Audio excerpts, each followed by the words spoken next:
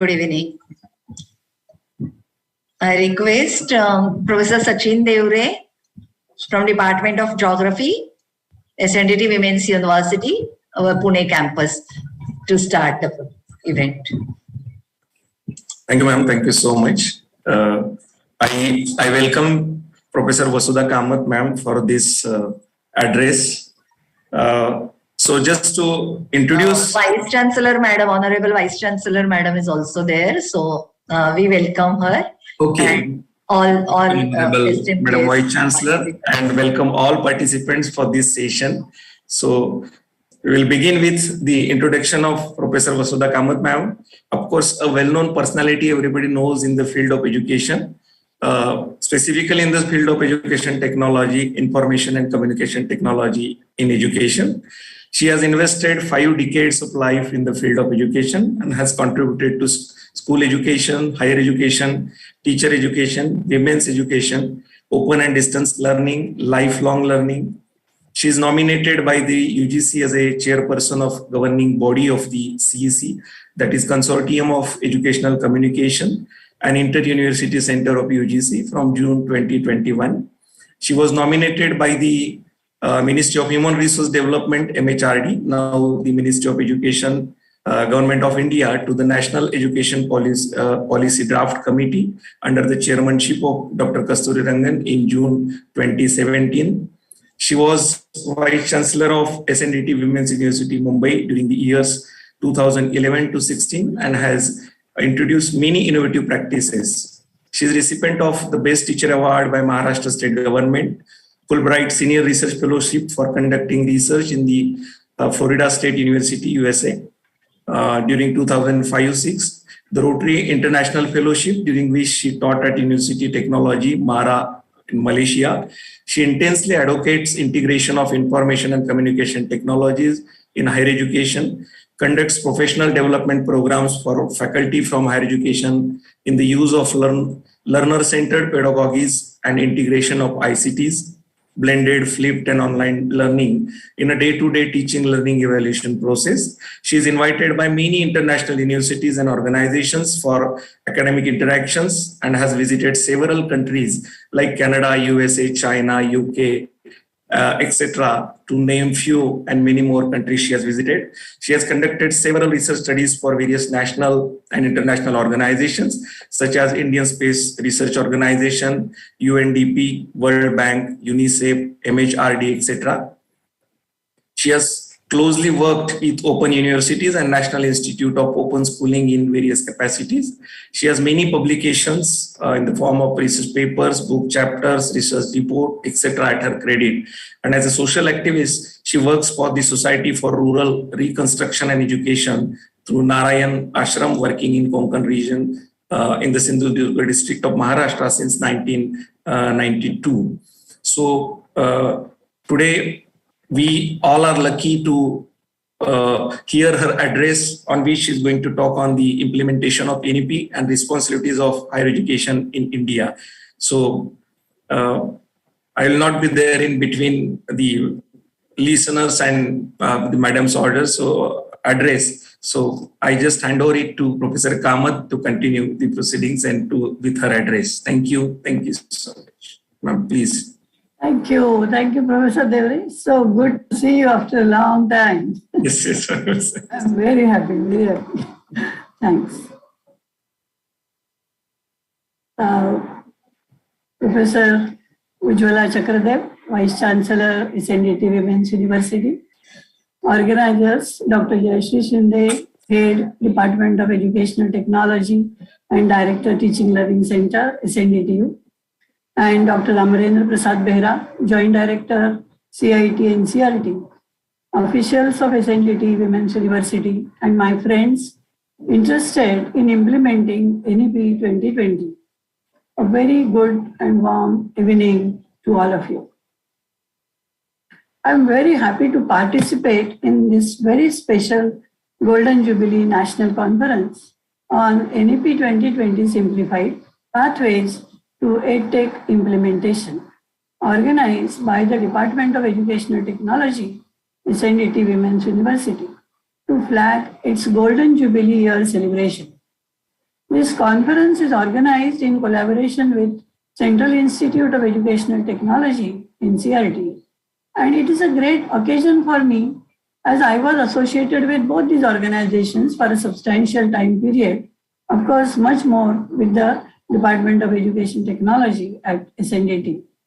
When I was Joint Director CIT, we celebrated Silver Jubilee of CIT. And we happily did that.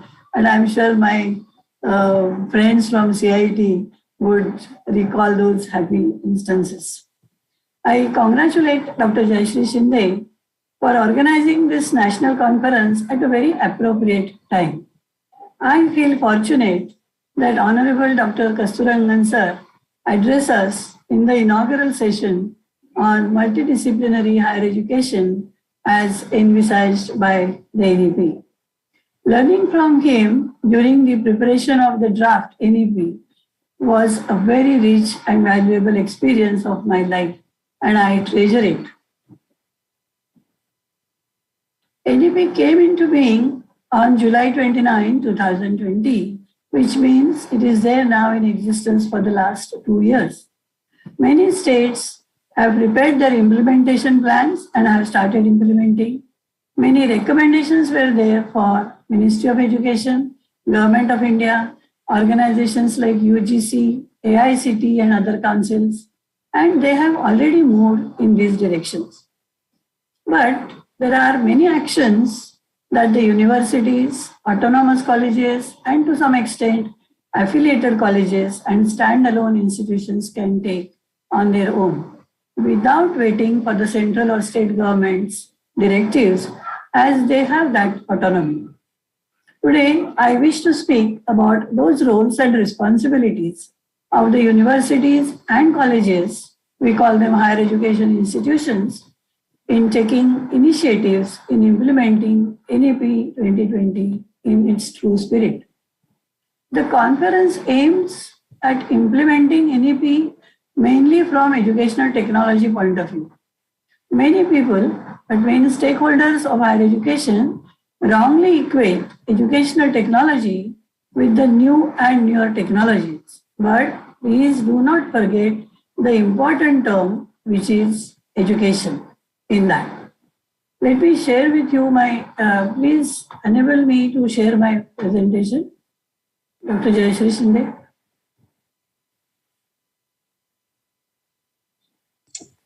Madam is not co-host. Please make Madam co-host. Not yet. Sorry, Madam. So sorry. It's okay. No problem.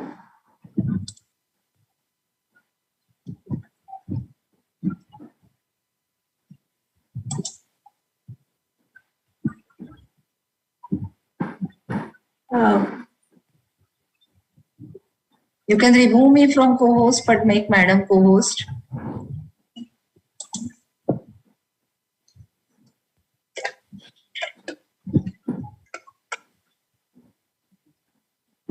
The term educational technology was defined by Association for Educational Communication and Technology.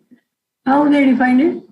It is the study and ethical practice of facilitating learning and improving performance by creating, using, and managing appropriate technological processes and resources. So it is not the technology which is important, it is the learning. Madam, you are co-host now. Yes. Sorry. It is the learning which is more important.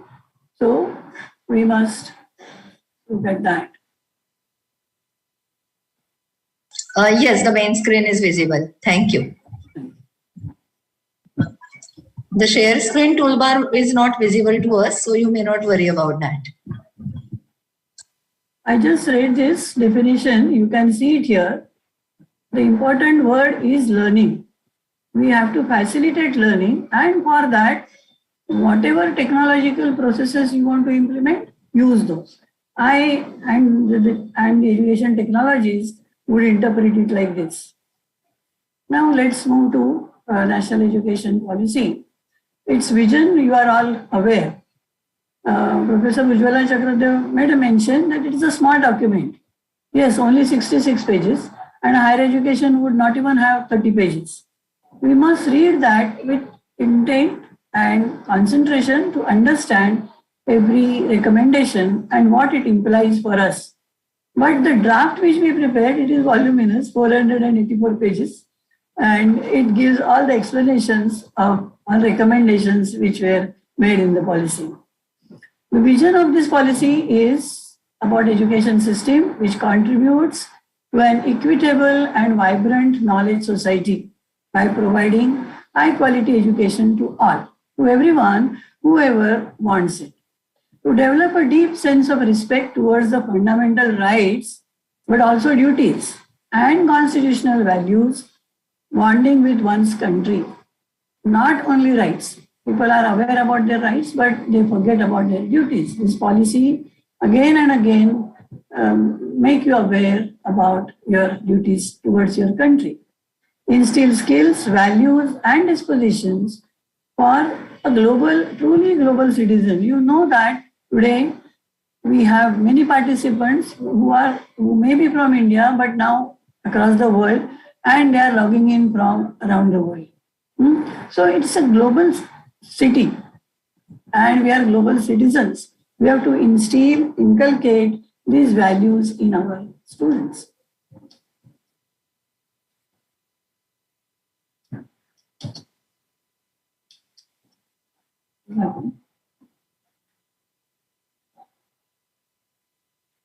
Professor Chakradev also mentioned about these foundations. These are 5 columns on which the whole education policy stands: is access, equity, quality, affordability, and accountability. Accountability not only about teachers, but about all stakeholders. Everybody who is accountable must understand the implications of NEP.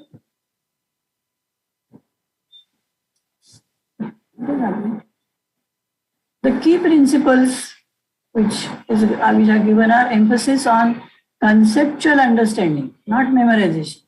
Critical thinking and creativity, these are the 21st century skills. Fostering the unique capabilities of each student, not an average student. Equity and inclusion, outstanding research as a core requisite for outstanding education.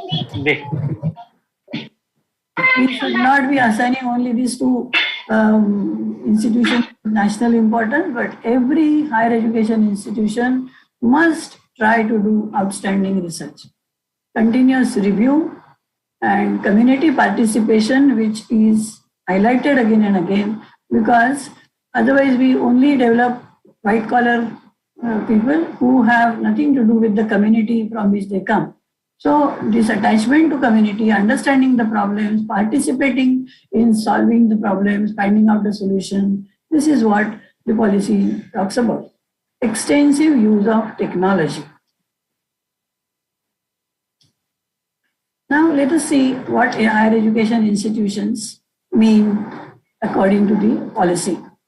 A university means a multidisciplinary institution of higher learning that offers undergraduate and graduate programs with high quality teaching, research, and community engagement. Both undergraduate and graduate programs. And autonomous degree granting colleges, which is the new term introduced. We have autonomous colleges, but now the policy talks about degree granting colleges. It refers to large multidisciplinary institutions of higher learning, which generally, mostly they will concentrate on undergraduate teaching. If you see, the policy recognizes 3 types of institutions. One is research intensive university, which has equal emphasis on teaching and research. Teaching intensive universities, they have greater emphasis on teaching, but still conduct significant outstanding research. And large number of autonomous degree granting colleges, which mostly concentrate on undergraduate programs. It doesn't talk about affiliated colleges. Please understand.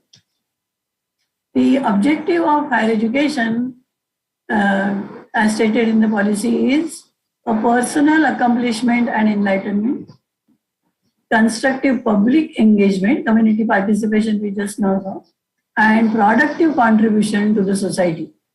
Because higher education meant for that. The development of the nation takes place because of the people who come out of higher education system, because they are supposed to have the values, the knowledge base, the attitudes, the skills required for building the nation.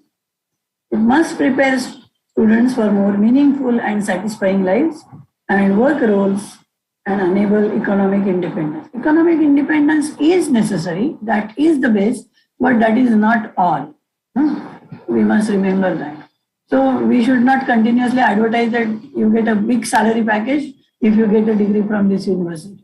What other things, what knowledge bases, what skills, how that person is solving issues related to society, all these are important for the policy.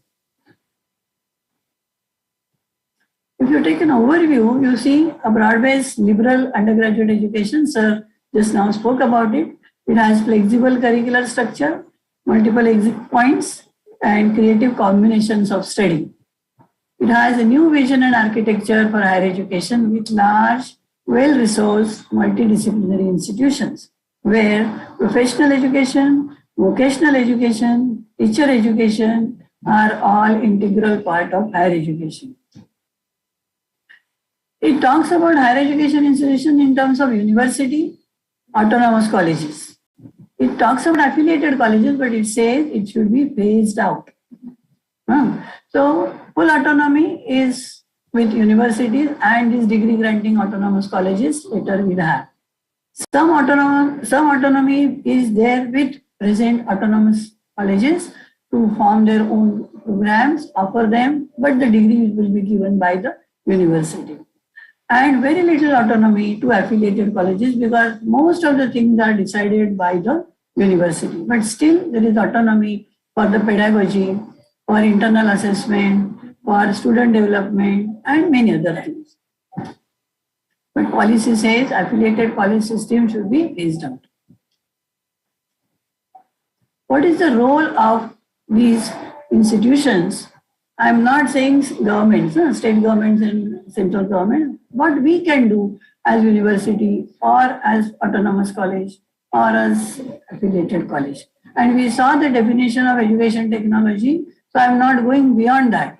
The education technology tells you that you consider the learning most important thing, and that is why the whole program, curriculum, its pedagogy, how you assess those, and how you give support to the students. So quality learning encompasses curriculum, pedagogy, assessment, and student support.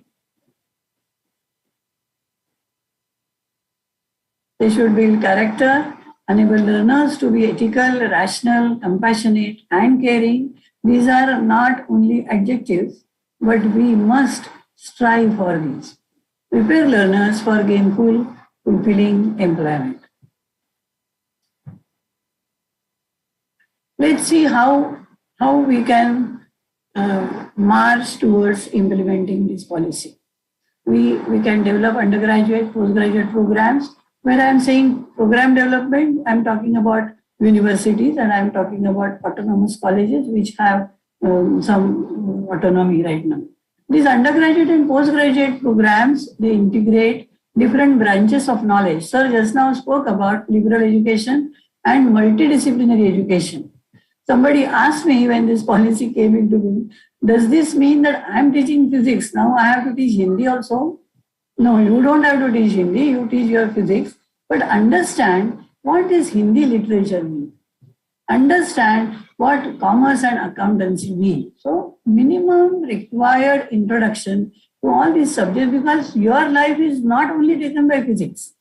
When you live your life, around you, all these experiences are not necessarily related only to physics. You do so many things from different disciplines.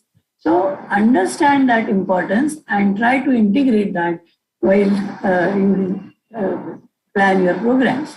So different branches of knowledge, language, arts, natural and social sciences, culture, sports, music, vocational education. This is one area which the policy harps on again and again. Vocational education to be introduced from school. From 6th standard, they should know about vocations around them. From 9th to 12th standard, this is a slab of secondary education, and in that they must learn at least one vocation. And when they come out and they go to higher education, again, strengthening of vocational education, understanding more about new vocations, technology-driven society, that is more important. So new technologies for life skills, vocational skills, and different modes of learning for learning face-to-face, blended, online, and mentoring. You all know that policy talks about flexible, high-quality higher education. You see it here. The framework talks about levels, vocational framework. The same framework in education, levels for level 5, 6, 7, 8, 9, 10. We will see at every level there is exit. These organizers have already arranged a session keynote by Professor Sancheti on ABC of ABC, and he will talk about what this means. When you exit, what happens to your credits which you earn, how you can make meaning of it. But here, with a 3 years degree program, you are moving towards 4-year multidisciplinary bachelor degree program. And that bachelor degree program, if the last year, 4th year is you do it only with research, how you can directly go for PhD. You don't have to go for masters. So all these nominations are suggested. Many master degree programs, flexibility is suggested. So universities definitely can experiment, explore, find out how to design such master's program, such undergraduate programs, which give freedom to learners for entry, for exit, for learning, for understanding at least something from different disciplines. I always quote my own example. I did my BSc in chemistry and I wanted to learn sitar. I was told nothing doing, you only take chemistry and 2 subsidiary subjects. That is, I took my botany and zoology. I wanted to learn Bharatnatyam. No, you can't learn dance and music in BSc program. But I did my degree long back, many decades ago, 50 years ago. But now still we are doing the same thing. Now this policy is telling you, if a learner wants to learn about sitar, let her take those courses. If you don't offer on your campus, they can do it online, they can do it from other universities, earn those credits, come back to you. So this flexibility is offered by this policy. So while you are designing the programs, keep these things in mind. The PhD program is level 10. If you do masters after 3 years degree program, you can do masters in 2 years. If you are doing 4 years bachelor program, after 1 year you can get a master's degree and come for PhD program. It talks about curricular reforms. It's not only designing the titles of the program, 4-year or 3-year, but what to include in that. So many things, humanities, science, maths, culture, society, language, literature. Many people say those who are learning professional education, their language is very poor. Because they consider it is the technology, I'm doing MBBS, I'm doing BTech. Why do I bother about language? Language is very important. Very important because you communicate through language. How you speak, how you address, how you express, how you conceptualize. So language at all level, but when you come to higher education, language is not at all important. You just study it for 15 months or whatever, 25 months, that's all. Now this policy says no. Understand various aspects of your life which are reflected in these subjects. So vocational subjects, sports, as if, see, we generally teach our B.Ed and M.Ed students about 3 domains of knowledge. Which are 3? One is cognitive, other is emotive, that is your emotional development, and third is psychomotor. At school level, all these 3 are taken care. But when the person comes to higher education, we say it is not our job to talk about his or her physical development. We will only concentrate on accountancy or English literature or physics. Policy says no. Concentrate even on, give attention to physical development, psychomotor development as well in higher education. And include that in your curricular definition. It says no hard separation between arts and science, commerce, accountancy, curricular and extracurricular activities, vocational and academic streams. Nothing. Don't create walls. Silos should be taken out. Because knowledge is all one. Why should we create walls? We have been creating walls. Policy again and again talks about come out of these silos.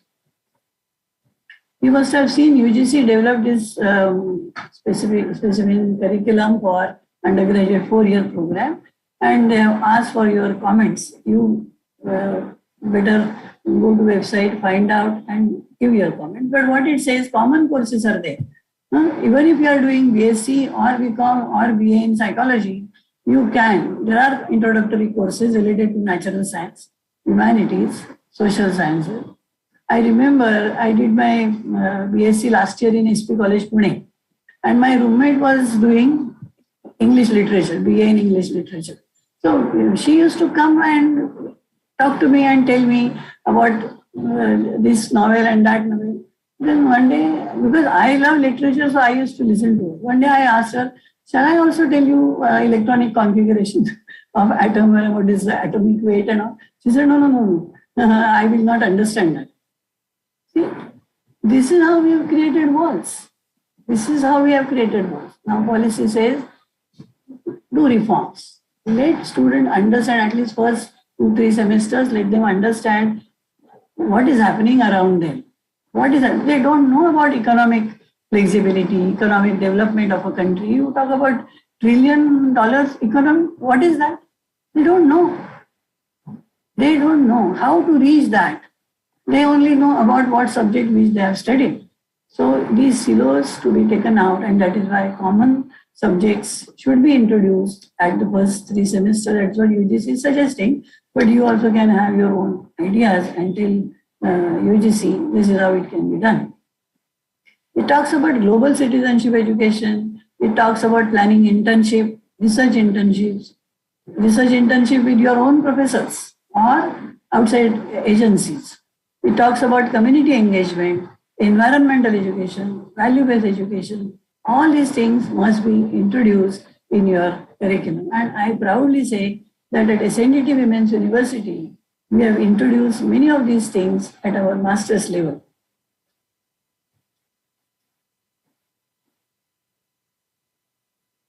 Now let's come to pedagogy. What is the time? Okay. Pedagogy, as many of you know, you go to any class and you see teacher talking, like I am doing now.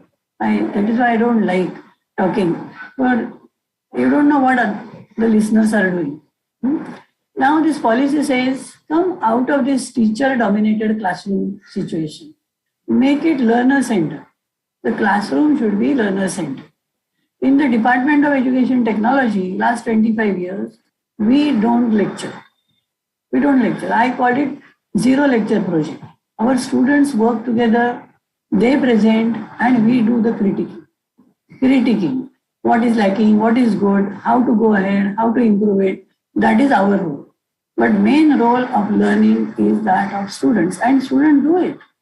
Students do it. They take the responsibility if you give it to them. So the policy is saying, make the learning environment engaging and supportive, provide stimulating experiences, enable all students to succeed, not only the higher IQ. Everybody should contribute. They should feel that they are contributing and they are successful. So the pedagogy should be learner-centered. It can be customized because of the technology. Education technology will tell you how to do that. And the technologies, new technology tools which are available will definitely help you. It can be personalized. It should be experiential. It should be self-paced. If you see, most of the MOOCs are self-paced now. They will give you the starting time and end time, but they will also say, you do it at your own pace. And flexibility should be the key. Can we not do this? Do we really need state government directive, central government directive to change our pedagogy, to make our classrooms learner-centered, group-centered, and come out of this teacher-centeredness? We definitely don't need any directive.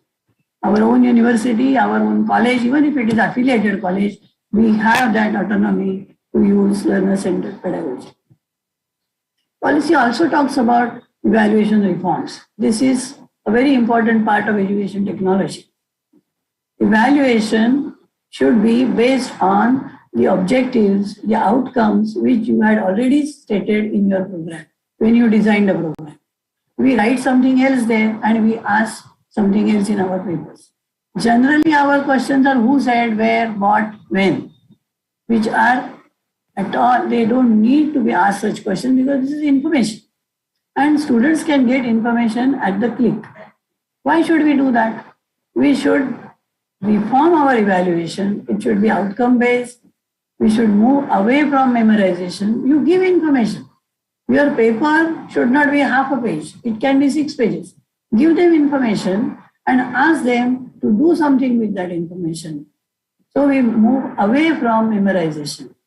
Continuous comprehensive assessment. Comprehensive assessment.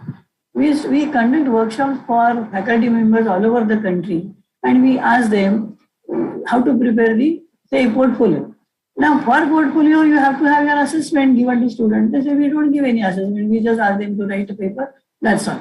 So 30 marks internal assessment are used only for writing a paper.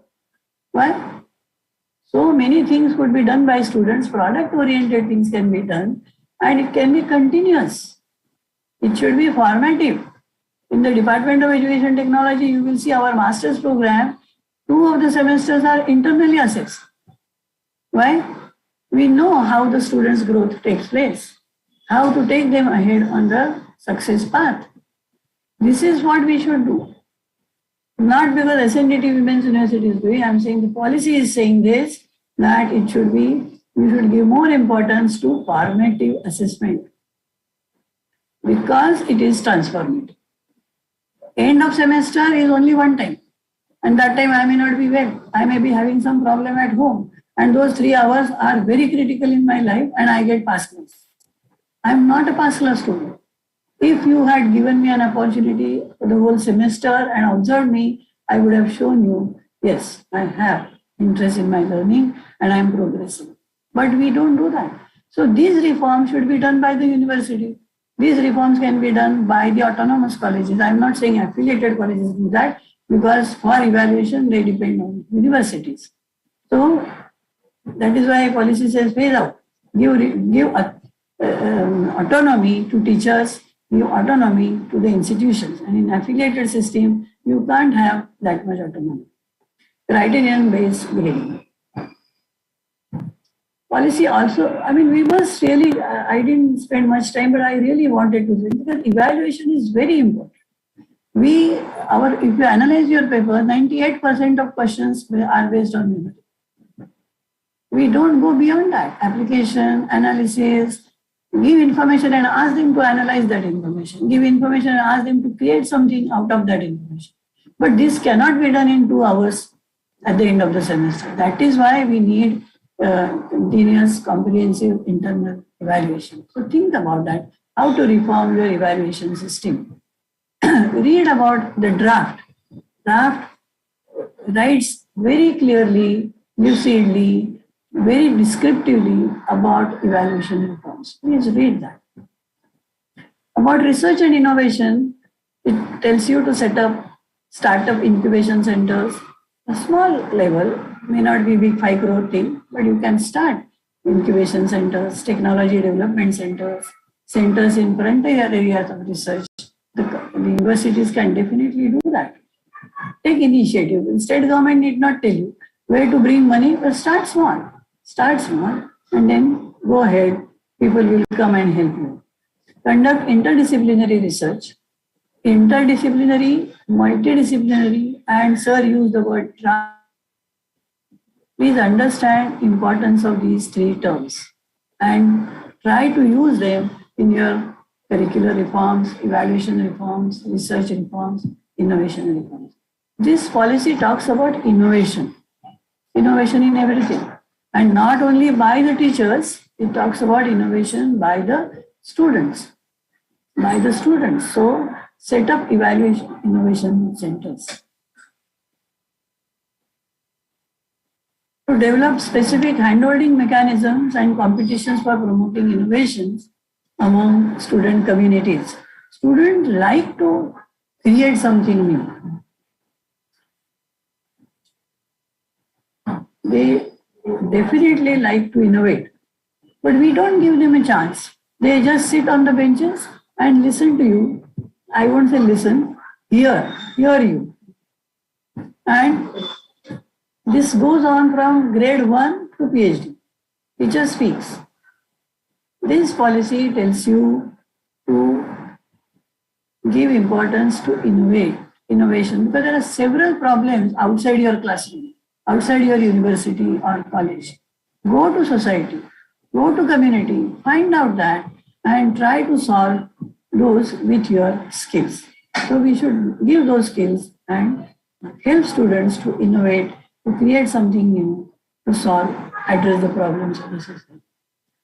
Also to develop greater industry academic linkages. And for that it suggests internship in industries so that industries come closer to you.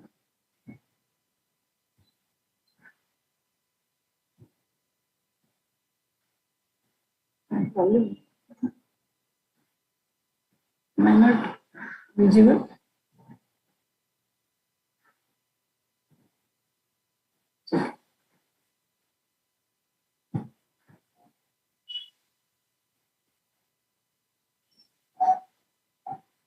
Sorry.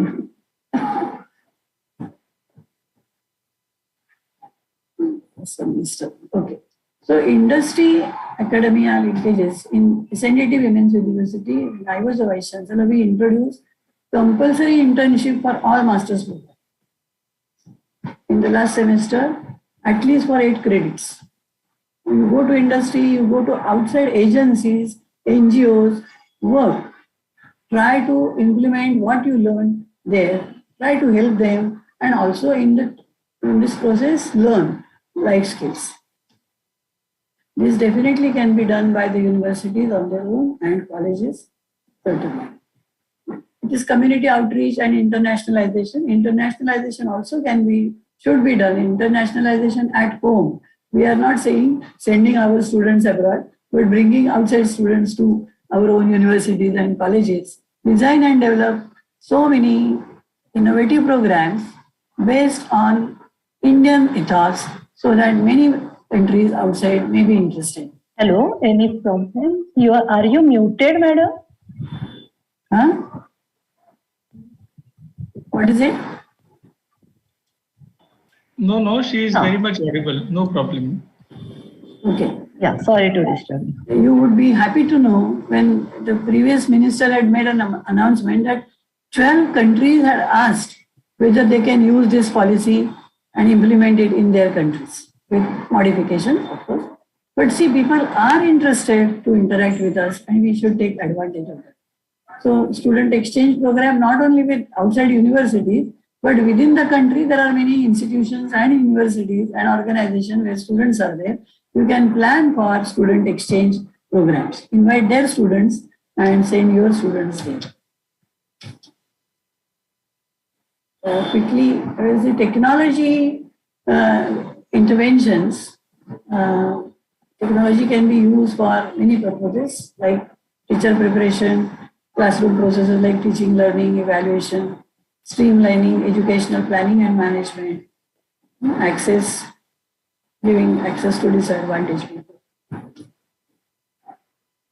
I also suggest that many learning resources can be developed.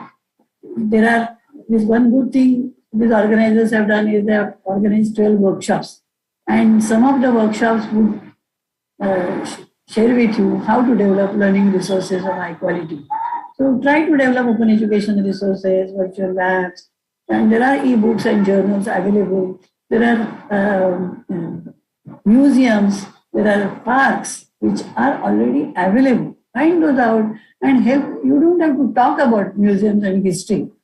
There are museums which are now giving you access to every artifact there. To check it 360 degrees. It's possible. Do it. So teacher must know what are the resources, digital resources available, digital library, virtual science, technology park, so many things are available. There was a workshop on blended learning. I was happy to see that. And Dr. Jayashree Shinde is also a member of the UGC committee, which talks about blended learning and online learning. And now UGC has already told you 40% courses can be taken online.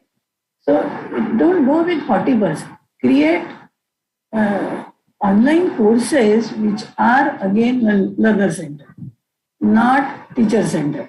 Videos, and those 4 quadrants, they are very structured MOOCs. Very structured MOOCs. Students just cannot do anything apart from seeing those videos and apart from reading that. But there are connectionism, there is a connectivism, constructivist approach to developing MOOC. Try out, find that out and create MOOC so that they are learner-centered. Create learning communities, and all these are possible. These are possible. Many faculty members have not used learning management system, LMS. Why they haven't used? They don't know. Make them aware about it and they would love to use learning management system because that helps you to manage learning. That helps you to manage content. So it makes your teaching learning process easy and learner-centered. So these technologies are available. Now, for example, Moodle learning management system is free, open source. Try using that and see how it helps you to manage your learning. Most important thing, I will end with that. Most important thing is training, orienting our teachers for implementing policy. It's not going to happen only by reading it and only by conducting webinars. Last 2 years, I have seen many organizations organizing webinars. I have stopped going for webinar because only by listening you don't understand. You have to do it. So conduct workshops. How to develop learning resources. What is learner-centered pedagogy? What is cooperative learning strategy? Use them online. You don't have to call them every time to Mumbai or Bikaner. Let them be wherever they are. Conduct online workshops. Instead of conducting webinars, conduct workshops and go for teacher professional development. I have very strong faith in our teachers. They're all, as Sir said, they're younger, enthusiastic to learn, enthusiastic to work with their students because the students are also younger. And these teams will really do wonders. Only thing that they should know which technologies are available, which technologies can be made available, and which technology they can make use of for assessment, for curriculum design, for learner-centered pedagogy. So if you need my help in teacher professional development, I am there for you. But if you invite me for webinars, I'm not going to come because I have a very staunch understanding that if I do something, you will say, wow, this is great, and Dr. Kamath can do it. If you want to do it, you have to try it. I did that. How I learned? I learned from others. I tried and I made errors, but I learned and then I'm using technology. So go for teacher professional development who are eager to learn, who are eager to practice and show their professionalism. And all this, I think every teacher must be a digital teacher. I think Professor Behra will agree with me because that is his tagline. Every teacher is a digital teacher. They train teachers to be digital teacher. That doesn't mean they only have to teach online. They can do blended. Even their classroom teaching, face-to-face teaching, they can use technologies for better learning process. I will not go into the details of institutional development plan because there is not much time. But policy talks about institutional development plan. Every institution must have a plan. It is not annual report, writing afterwards. You should write before your work starts. So it can be, it says, and integrate your academic plans also. What you are going to teach, how you are going to teach, how you are going to evaluate, what programs you are going to start new. So policy talks about that. through institutional development plans to attain the highest level of accreditation over the next 15 years. It is telling affiliated colleges, it is telling autonomous colleges, so that they get more autonomy and become degree granting colleges one day.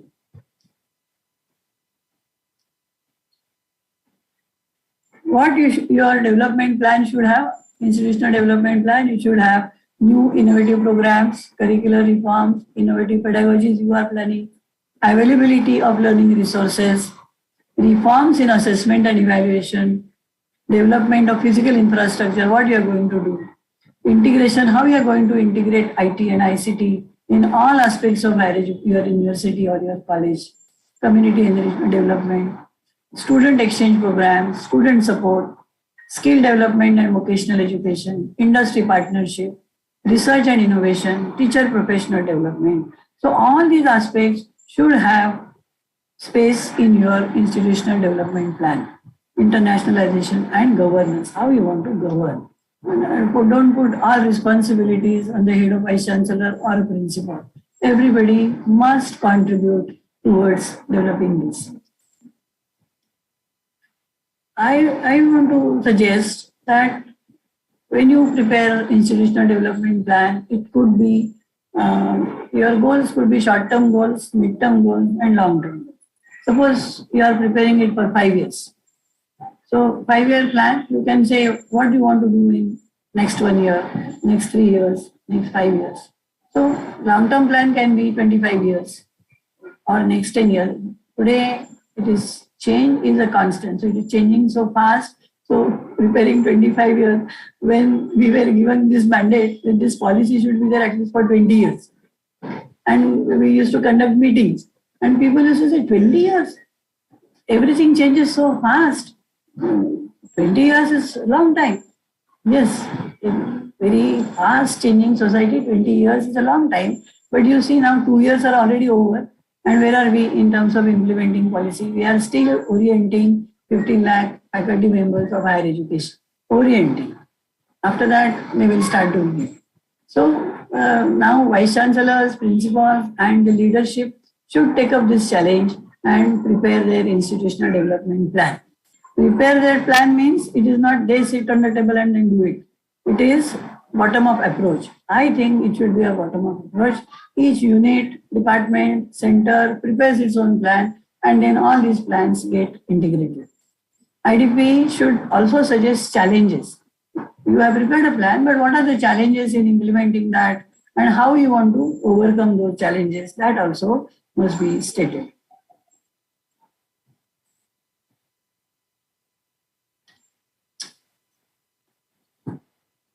And then integrate all academic plans ranging from curricular improvement to quality of classroom transactions into the larger IDP. That is what the policy says.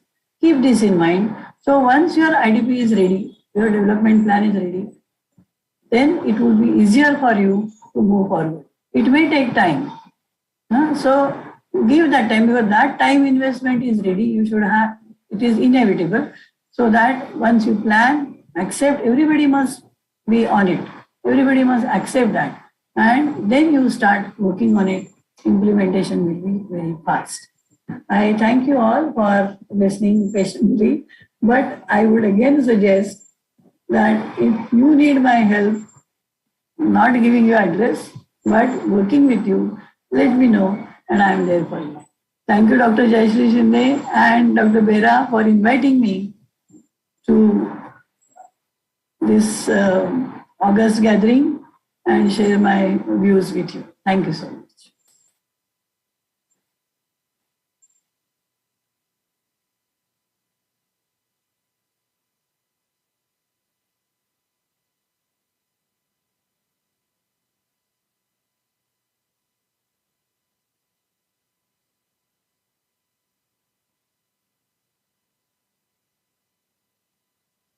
I have stopped talking now. Everybody is sleeping? I hope not. No, it was an excellent talk, ma'am.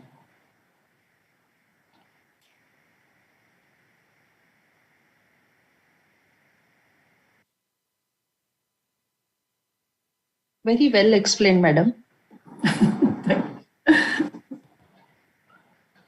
one thing I did not mention at that time was that we have been entrusted with the responsibility of making what you talked about, like having a cluster. What would be the frame guideline for the cluster university, or a unitary university, or any institution which has it's more than 50 years old? How are we going to convert gradually? Thank you very much. Yeah. Actually, Dr. Vera might be on the airport now to come back. We were announcing in previous session, but we did not take much time.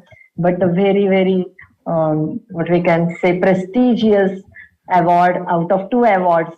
1 award of using ICT during this entire pandemic. Yes. No. So that award is given to CIT and NCERT. We request participants, Dr. Devre, would you be asking questions to the participants if they have any? We still have time, so we can. Madam was speaking. Ma'am, Vice Chancellor was speaking, ma'am. Please let her. Yeah.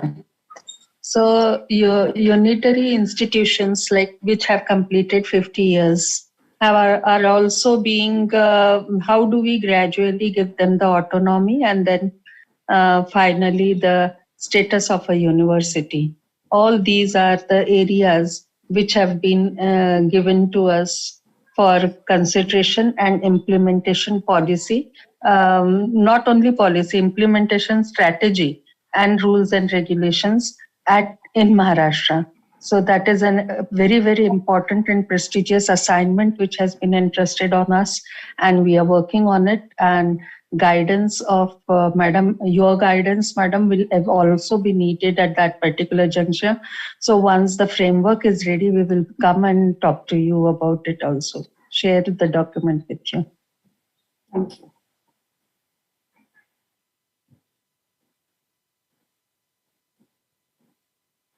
But the policy says that autonomy has to be earned, not just because you are there for 50 years, 100 years, 200 years. What you have achieved in terms of student learning, in terms of enriching student life, that is more important. And that is why you will say this accreditation is also going to be binary. It's not grades, B grade, C grade, A grade, A++. So it is talking about binary assessment and accreditation. So that either yes or no, once it is accredited, you go ahead. But to earn a status of degree granting autonomous college, you have to earn it by your continuous efforts, not just because you are there for 50 years. Very true. Yeah.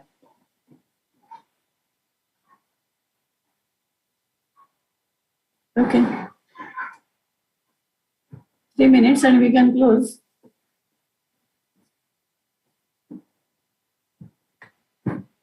Hello, yeah, may I ask any participant if want to ask something? Dr. Kamath, I was very interested in hearing your opinions. What are different roles that teachers can take? What differentiated careers will teachers now take with this new education policy? Given that this teaching has become so specialized and so wide, the depth and breadth of teaching has become much more with the new theories of learning, new pedagogies, new technologies, and new scope of what teachers are expected to do in this new way of doing things with problem solving, entrepreneurship, with, all these different new things that we're talking about. How are we thinking of specializing teachers in various areas?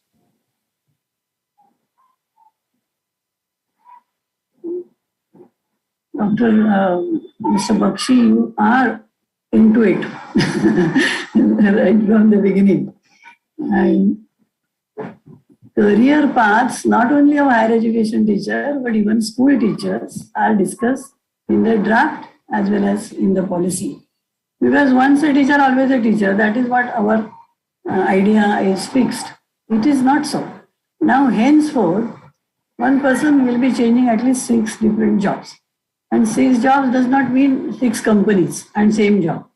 Different jobs. And that is why you must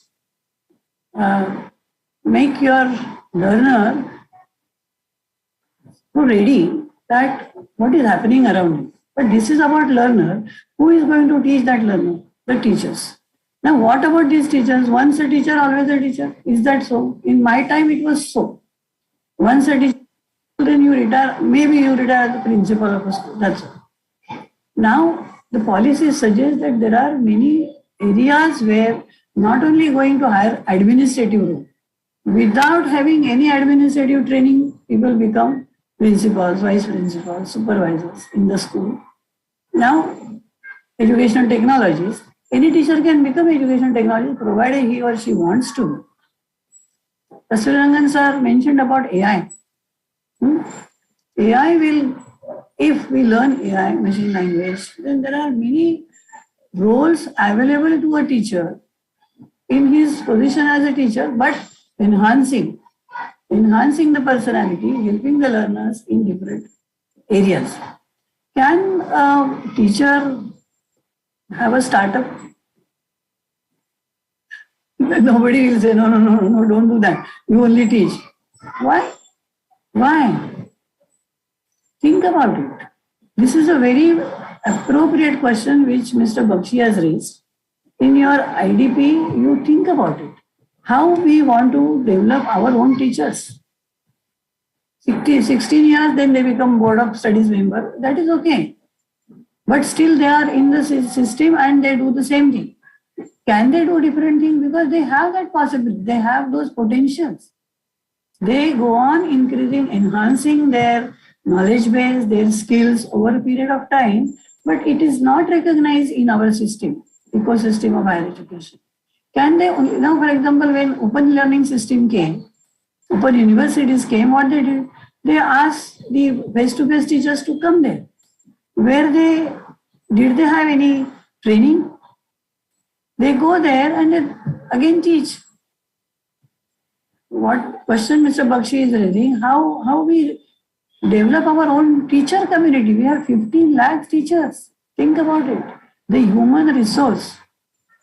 We have 4 crore students, that is one thing. We are training them. But we also have 15 lakh higher education teachers who also need some kind of mentoring and holding and taking them ahead, asking them what they want to do. Nobody asks them. Assistant professor, associate professor, professor, head of the department, maybe vice chancellor, and then retire. There are n number of roles around. If you just see the policy, now Mr. Bakshi, let us work together and find out, list them out and share with these people. These 28 roles are already written in the policy, which could be taken up by the teacher. Thank you for raising this. Thank you so much. Thank you, Dr. Thank you, ma'am. Thank you for this enriching address in the responsibilities of HEIs when we talk about the NEP. So, on behalf of Department of Education Technology and the host team, I thank you all for joining this session and enriching the participants. So, I thank all participants for having interactive participation in the workshop, and at the same time, I thank the host team, Honorable Madam Vice Chancellor, Professor Ujjwala Chakradev, and all team members. And with this, may I conclude this session. So thank you all. Thank you, madam. Thank you, Honorable VC madam. Thank you, Kamath madam. Thank you, Mr. Bakshi. Being with us is a pleasure. Thank you very much. And tomorrow, see you all at 10:15. We are starting our session of Professor Sancheti, who is writer, I can say, maker of ABC document along with Dr. Tyagarajan. So we are actually getting opportunity to hear from the horse's mouth, as we say. So be here with us tomorrow morning at 10. Thank you very much. And the link is different. So the link is, I think, shared in all WhatsApp groups and is on the website also. We are continuously updating our website, and on the website you can you will not get Zoom link, but you are getting YouTube videos on the website for future reference. Thank you, Dr. Mandar and other friends. Thank you, Dr. Sharma. We can close. We have stopped. Have we stopped recording? We can stop recording. Recording stopped. And we can also stop.